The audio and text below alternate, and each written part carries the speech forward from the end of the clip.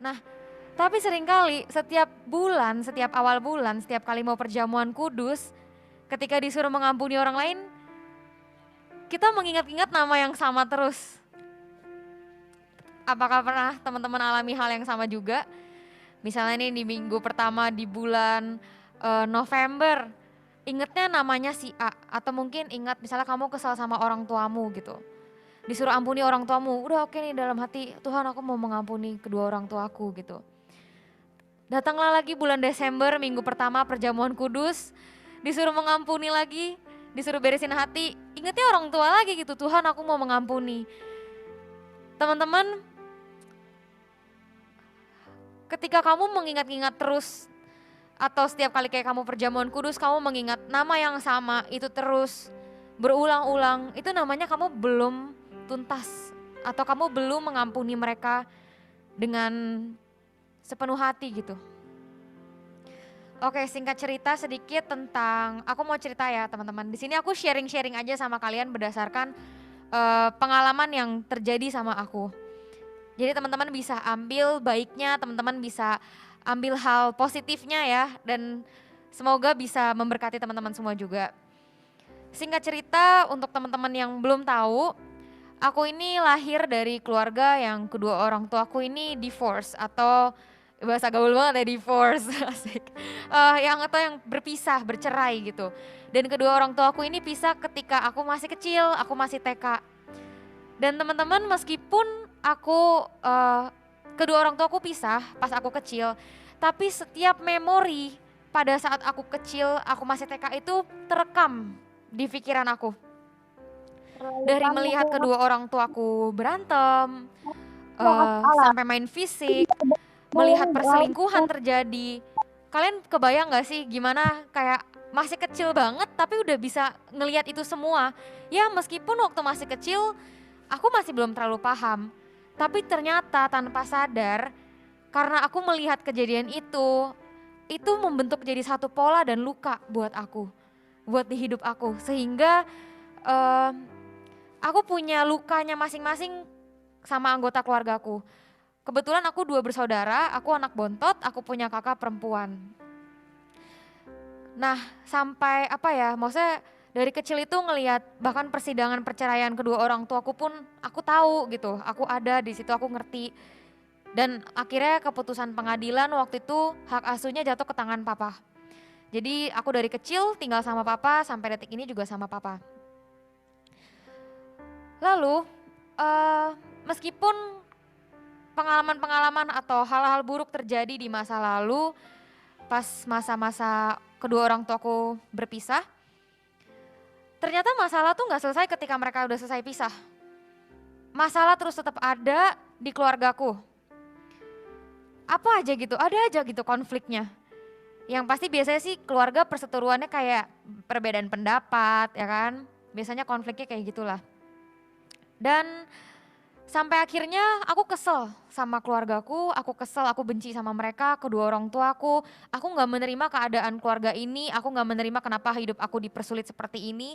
Karena jujur aja teman-teman, setelah kedua orang tuaku berpisah ini, keadaan ekonomi keluargaku tuh gak baik gitu. Maksudnya ya ibaratnya agak cukup sulit lah gitu. Sampai aku pada saat aku SMP, aku tuh karena gak menerima keadaan, aku memilih untuk setiap kali pulang sekolah, aku nggak mau pulang ke rumah. Aku pokoknya harus main, aku harus keluar karena aku nggak suka banget suasana rumah, aku benci sama orang-orang rumah, aku nggak suka ngeliat orang-orang rumah. Yang penting aku pulang sekolah, aku main sama temen, nongkrong, makan, yang penting aku pulangnya malam deh gitu. Jadi ketemu sama mereka, ketemu anggota keluarga aku tuh sebentar doang pas udah mau tidur gitulah ibaratnya. Setiap hari selama aku SMP aku kayak gitu. Tapi untungnya meskipun aku begitu, aku tidak jatuh ke dalam pergaulan yang bebas atau pergaulan yang buruk. Aku nggak pernah, puji Tuhannya aku nggak pernah ikut-ikutan sampai yang ngerokok atau aku narkoba, free sex dan lain-lain ya. Karena aku dari kelas 1 SMP, thanks God, Tuhan bisa bawa aku, kenalin aku ke tempat ini, ke youth ini. Jadi aku juga selama SMP itu aku juga sedang berproses gitu. Meskipun lagi ngalamin banyak hal itu, aku berproses jadinya nggak ikut-ikutan ke hal-hal yang buruk lah gitu. Nah, itulah kira-kira cerita dari latar belakang keluargaku lah seperti apa. Dan sampai aku SMA juga tetap ada terjadi konflik, tapi namanya seiring berjalannya waktu, semakin gede, semakin belajar banyak, dari banyak pengalaman juga, berkurang lah maksudnya sifat-sifat childish aku itu yang kayak ibaratnya menghindar gitu dari konflik rumah, dari konflik keluarga. Dan mungkin di sini teman-teman ada yang posisinya jadi anak paling bontot atau jadi adik lah gitu di rumah. Nggak tahu apakah ini cerita aku relate dengan kalian, tapi dari latar belakang keluargaku tadi ada satu luka yang itu terjadi jadi kayak sebuah pola gitu di hidup aku dan keluargaku. Karena aku anak paling bontot, dianggap tuh kayak nggak ngerti apa-apa, anggap masih kecil deh gitu.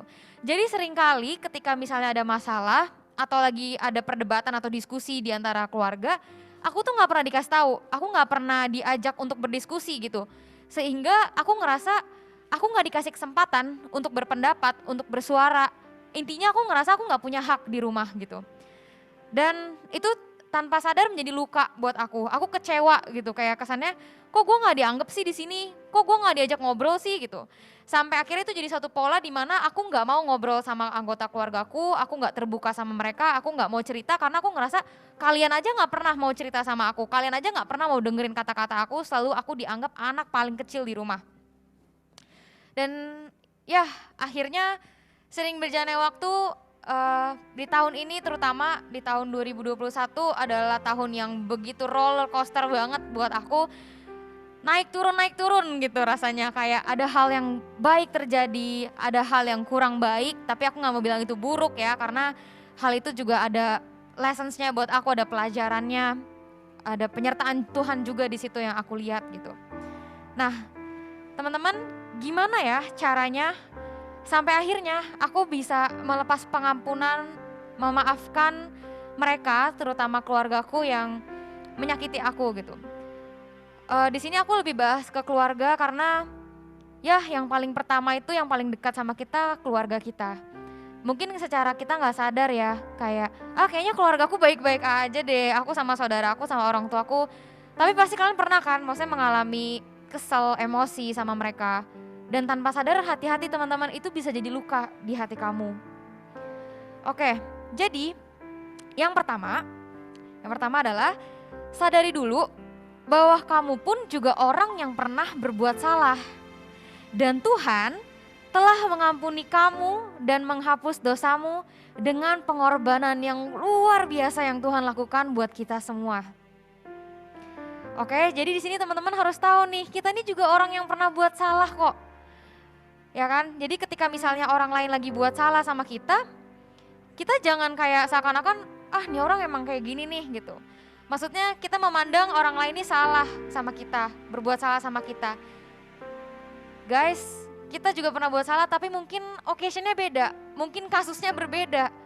Dan Tuhan mengampuni kita semua. Dari segala macam bentuk kesalahan yang kita buat, dari segala macam bentuk dosa yang kita lakukan, Tuhan mengampuni semuanya. Tuhan gak pilah-pilah, dosa yang ini, salah yang ini yang aku ampuni, enggak. Semuanya sama rata. Jadi jangan kita ngerasa sombong kita melebihi Tuhan, kita gak mau mengampuni orang lain, terutama keluarga kamu. Kayak dalam firman Tuhan juga di Matius 6 ayat 14-15, demikianlah firman Tuhan, karena jikalau kamu mengampuni kesalahan orang, Bapamu yang di sorga akan mengampuni kamu juga. Tetapi jikalau kamu tidak mengampuni orang, Bapamu juga tidak akan mengampuni kesalahanmu. Jadi dari firman ini tuh sebenarnya udah begitu keras ya berbicara sama kita. Tuhan minta kita ampuni orang lain. Oke, next. Setelah kita udah sadar nih ya, kita juga orang yang buat salah. Jadi kita gak asal menuntut orang deh kalau nih orang tuh juga salah gitu. Enggak, kita juga pernah buat salah tapi occasion-nya aja yang berbeda. Teman-teman harus sadar itu ya. Yang kedua, dasar dari tindakan Tuhan mengampuni kita tuh karena apa? Karena kasih. Kasih agape, kasih yang cuma-cuma, kasih tanpa syarat, kasih tanpa balas budi. Ketika kamu sadar bahwa kamu sudah menerima kasih agape itu dari Tuhan, maka kamu menyatakan kasih terhadap sesama juga dengan kasih agape itu. Kamu mengasihi papa mamamu karena kamu telah dikasihi. Kamu mengasihi teman-temanmu karena kamu telah dikasihi Tuhan. Bahkan orang yang membenci kamu, kamu mengasihi mereka karena kamu juga telah dikasihi Tuhan. Berbicara soal kasih ini, kita tahu ya, wujud nyata dari kasih itu kan ada, kasih itu sabar, kasih itu murah hati gitu ya teman-teman ya. Banyak aku juga ngalamin sih, maksudnya kita sering banget dengar untuk mengasihi sesama, mengasihi orang lain. Tapi mengasihi itu apa sih? Apakah mengasihi itu cuman ketika kita gak punya konflik sama orang lain, kita punya hubungan baik sama orang lain karena kita mengasihi mereka? Atau mengasihi itu cuman sekedar, oh nih aku beliin kamu barang, aku beliin kamu sesuatu. Ya itu adalah wujud nyata dari kasih, tapi gak hanya itu doang gitu. Aku belajar nih dari pengalaman aku tentang kasih. Siapa di sini yang sering gitu ya, ketika misalnya contohnya dari pengalaman aku berantem deh sama kakak aku ribut. Tapi ya balik lagi karena tadi aku bilang aku anak bontot, aku tuh gak bisa ngelawan. Kayak gak punya hak suara lah di rumah. Pasti dianggapnya aku selalu yang salah, aku dianggap anak yang gak ngerti apa-apa gitu. Jadi ketika misalnya lagi ada konflik nih, aku diem doang, aku tahan gitu, aku gak mau balas dengan amarah yang sama yang kakakku lakukan terhadap aku gitu. Tapi dalam hati aku bilang sama diri aku, sabar Gap, sabar, lu sabar gitu. Terus sometimes aku misalnya cerita nih sama teman-teman aku nih, aku sharing, iya gue sabar banget gitu. Ternyata setelah aku tahu gitu, setelah aku sadari, sabar itu tuh bukan suatu tindakan atau tugas atau task yang harus kita lakukan loh. Karena kalau misalnya aku terus kayak begitu ketika aku ngadepin masalah terus aku cuman diem doang nih, dalam hati aku bilang, untung gue orangnya sabar. Hal itu akan terus terjadi berulang-ulang dan tanpa kamu sadari, kamu malah jadi mendem luka di hati kamu. Kamu diem itu dengan kamu berpikiran bahwa kamu itu sabar, menurut aku itu salah sih.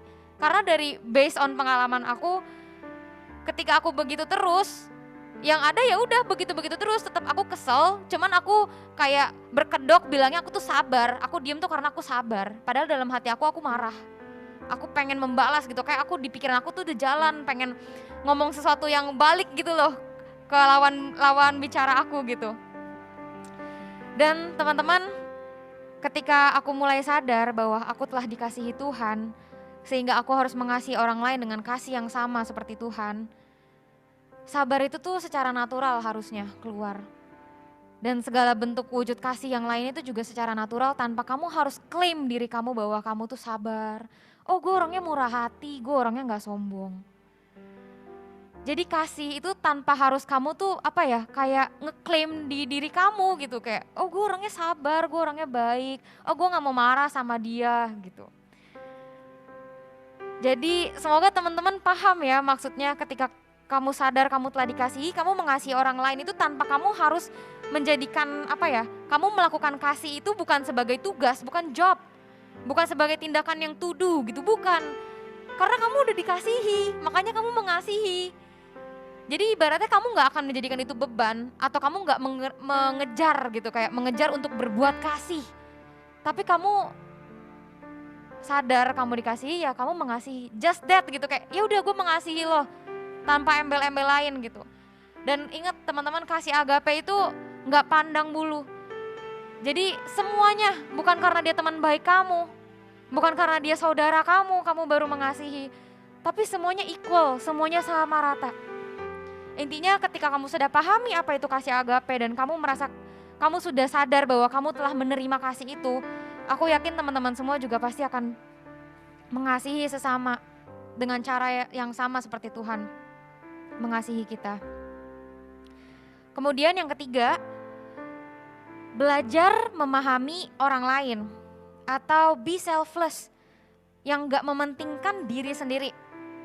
Contohnya ketika papa mama kamu marah nih sama kamu, atau kamu gak suka nih dengan tindakan mereka atau perbuatan mereka, terkadang konflik yang terjadi juga sebenarnya bukan karena mereka, tapi karena diri kamu sendiri. Karena kamu ngelawan, kamu mancing emosi, kamu nyaut, kamu ngejawabin orang tua lagi marah atau lagi emosi gitu. Apa susahnya sih tinggal jawab iya, atau kamu diem, kamu gak ngelawan. Nurut aja gitu. Jangan apa-apa tuh langsung dimasukin ke hati. Kita perlu belajar untuk pahamin kenapa mereka seperti itu, kenapa papa mamaku marah sama aku, kenapa saudaraku marah sama aku. Teman-teman, jangan semua hal maunya enak untuk kita aja atau nyaman buat kita aja gitu.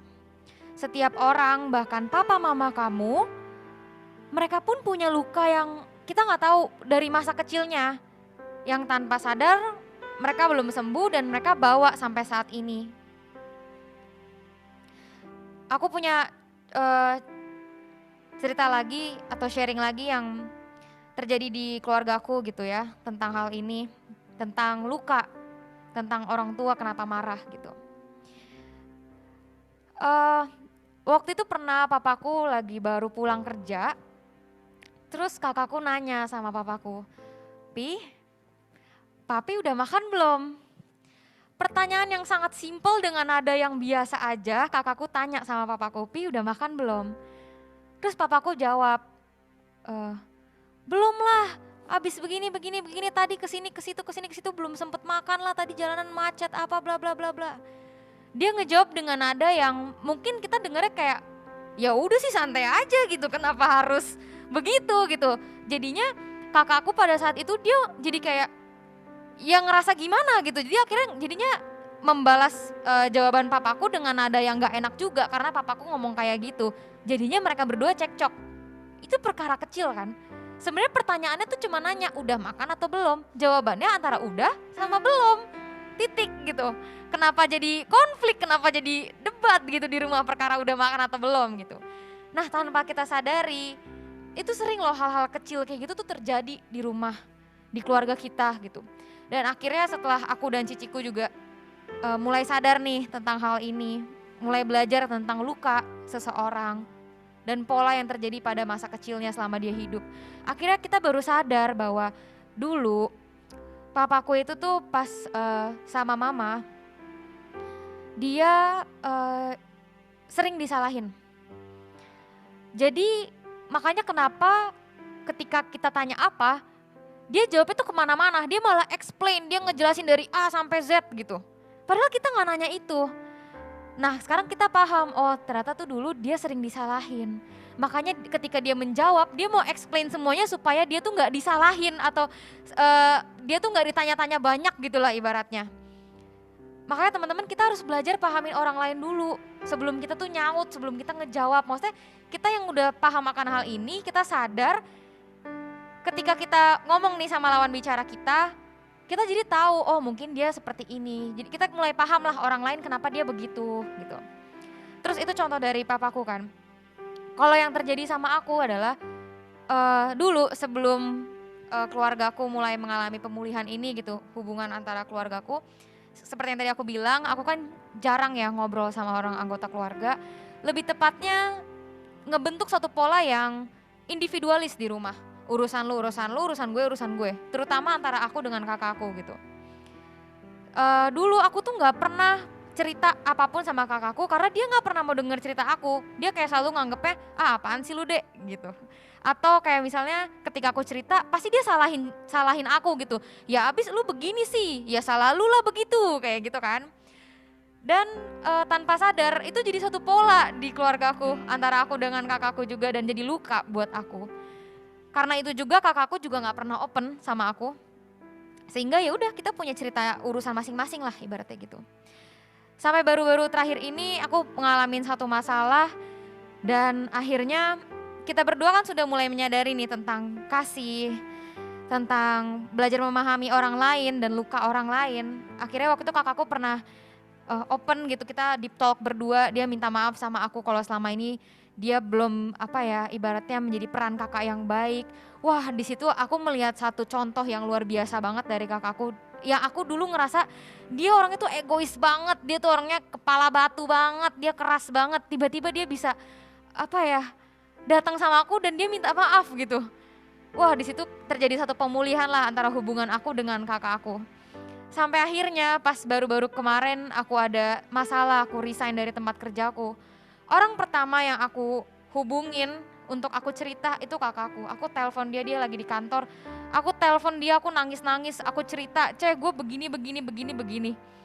Dan di situ dia tidak menjawab dengan kata-kata yang menghakimi atau kata-kata yang menjatuhkan, dan bukan kata-kata basi gitu. Maksudnya kadang kan kita cerita nih, aduh gue begini-begini, iya semangat ya, lu tetap semangat ya. Maksudnya udah sering dengar hal itu gitu, tapi kadang itu tidak membantu atau tidak jadi menenangkan hati atau memotivasi untuk bangkit lagi gitu. Tapi ketika aku cerita sama kakakku, dia bilang hal-hal yang buat aku tuh jadi nangis kejer gitu di rumah. Dia cuman bilang gini, "Dek, Bapa di surga tetap mengasihi lu, meskipun dunia gak mengasihi lu, meskipun dunia berbuat jahat sama lu, meskipun dunia menyakiti hati lu, Tuhan tetap mengasihi lu." Wah, di situ gue bener-bener apa ya, gimana sih, karena aku gak pernah ngeliat kayak dia kayak gitu. Intinya dia kayak memberikan kata-kata yang sangat positif, kebenaran-kebenaran firman Tuhan dia kasih buat aku baca WA-nya tuh kayak aduh Tuhan, thanks God gitu loh. Aku jadi merasa, oh ya, meskipun dunia ini mungkin terkesannya kayak kok nggak ada, kok jahat gitu ya kayaknya ya orang-orang gitu. Tapi aku punya satu pribadi yang ternyata selama ini selalu mengasihi aku dengan segala kekurangan aku, dan itu cuman Bapa kita di surga yang punya kasih yang besar, kasih yang luar biasa itu gitu. Dan aku bener-bener happy banget lah, maksudnya aku mulai akhir tahun ini mulai terjadi satu pemulihan lah di keluargaku, terutama dari hubungan ya, hubungan dari interaksi kita, komunikasi kita, cara merespon. Yang dulunya setiap kali misalnya disuruh apa suka ngejawab, suka ngelawan atau ngebantah gitu. Sekarang aku melihat sosok dari kakakku juga yang memberikan contoh yang baik buat aku. Dan sampai detik ini pun aku pun masih berproses teman-teman, aku pun masih belajar gitu untuk terus menyatakan kasih itu. Jadi pahami dulu luka apa yang dialami seseorang. Terus nyatakan kasih, respon dengan kasih, jangan dengan egomu. Ego itu tuh hal yang kayak kita memaksakan kehendak kita atau memaksakan yang menurut kita benar gitu. Dan itu sering terjadi loh antara komunikasi antara anak dengan orang tua. Dan percayalah teman-teman, kasih itu gak pernah gagal. Mungkin gak secara instan papa mama kamu bisa berubah atau orang di sekitar kamu. Tapi kalau kamu terus menyatakan kasih itu kepada mereka, pasti mereka perlahan-lahan akan melihat kasih Tuhan ada dalam kamu. Wow. Aku benar-benar mengucap syukurlah sama Tuhan atas apapun yang terjadi dalam hidup aku bisa sampai saat ini. Belajar banyak dari komunitas ini pun juga aku belajar, aku berproses juga di sini. Tentang hal mengampuni, tentang belajar untuk nggak memaksakan ego. Dan setiap apapun yang sekarang terjadi dalam hidup aku dari masa kecil aku sudah mengampuni kedua orang tuaku, aku sudah memaafkan kakakku juga, dan aku juga minta maaf sama mereka. Aku sudah menerima semuanya sekarang dan aku belajar untuk menyatakan kasih itu kepada mereka dan kepada teman-temanku yang lain juga, teman-teman pelayanan di sini juga, dan semua orang yang pernah mungkin ada aku sakiti perasaannya, dan teman-temanku juga yang mungkin gak suka sama aku juga mengampuni mereka, aku juga mengasihi mereka. Dan paling cerita sedikit juga hal ini tentang pengalaman ini juga sebenarnya aku dapat dari kakakku gitu. Dia adalah orang di keluarga yang paling punya luka yang dalam dibanding aku sebenarnya. Karena dia kakak kan, biasanya dituntut orang tua untuk begini begitu. Dan banyaklah luka dia terhadap kedua orang tuaku, terutama terhadap mama. Dan sebuah menurut aku, Tuhan benar-benar dahsyat banget sih. Aku bisa melihat kakakku datang ke mamaku dan dia berlutut, dia minta maaf sama mamaku. Padahal aku tahu sebenarnya yang dia alamin, luka yang dia alamin, rasa sakit hati yang dia alamin terhadap mamaku tuh begitu begitu dalam gitu, begitu sakit gitu rasanya. Tapi dia bisa datang ke mama dan dia yang minta maaf. Aku melihat contoh yang begitu, contoh kasih. Ternyata kasih itu benar-benar nyata gitu. Kasih itu benar-benar ada. Jadi teman-teman, sebelum aku akhiri nih sharing aku hari ini, aku mau bilang yang terakhir, bukan benar atau salah, yang penting responmu. Ingat, kita mengasihi sesama, kita mulai mengasihi mereka karena kita telah dikasihi. Kita mengampuni kedua orang tua kita, teman-teman kita, atau orang yang mungkin gak suka sama kita, kita kasihi mereka. Oke, itu aja mungkin sharing dari aku hari ini. Aku mau tutup dalam doa. Yuk teman-teman semua, boleh taruh tangan kanannya di dada kalian. Aku mau berdoa buat kalian. Bapa dalam surga, dalam nama Tuhan Yesus Kristus, terima kasih Tuhan atas segala kasih-Mu Tuhan, yang begitu nyata Tuhan dalam hidup kami. Bapa yang baik, hari ini aku mau berdoa untuk setiap teman-teman yang mendengarkan sharingku hari ini, setiap teman-teman yang join di Zoom pada malam hari ini. Biarlah setiap apapun yang mereka rasakan sekarang, mungkin mereka mengalami luka dengan orang tua mereka, dengan papa, dengan mama, atau dengan saudara mereka, dengan kakak atau adik mereka, atau mungkin dengan teman-teman yang mungkin menyakiti perasaan mereka. Tuhan, biarlah Kau yang sembuhkan mereka Tuhan dengan kasih-Mu Tuhan. Karena kasih-Mu yang membawa damai Tuhan dalam hati mereka, dalam hidup mereka. Ajar kami Tuhan untuk terus belajar Tuhan untuk mengampuni. Karena Engkau telah mengampuni kami. Terima kasih telah menjadi contoh yang baik untuk setiap kami Tuhan. Mengajarkan kami kebenaran firman-Mu. Terima kasih atas komunitas Tuhan yang ada Tuhan, agar kami terus dapat bertumbuh. Bapa, Kau yang tahu Tuhan setiap isi hati, setiap kami, setiap luka yang ada dalam hati kami. Kau yang mengerti Tuhan setiap bahasa air mata kami. Kami percaya Engkau Tuhan yang selalu ada di samping kami, di masa suka kami, di masa duka kami.